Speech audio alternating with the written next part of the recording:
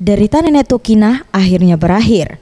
Setelah merasakan beban penyakit yang belum diketahui jenis penyakitnya selama ini, kini ia mendapatkan pelayanan medis yang layak dari Rumah Sakit Umum Daerah Kabupaten Pali.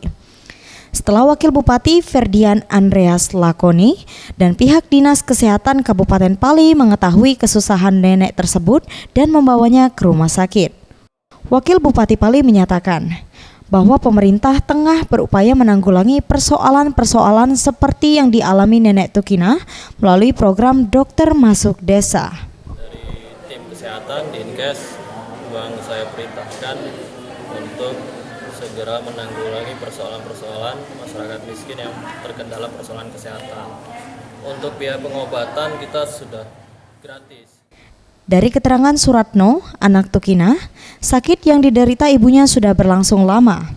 Namun, penyakit yang menurut diagnosa dokter adalah tumor ganas yang bersarang di rahimnya itu menyebabkan perut ibunya semakin membengkak. Kami namanya nggak mampu, nggak tahu Pak ya. Jadi awalnya bentol gitu, sakit itu lah awalnya. Pernah di? Ya baru kali ini ya. Gitu. Baru sekali ini dia. Tim Liputan, Sriwijaya TV.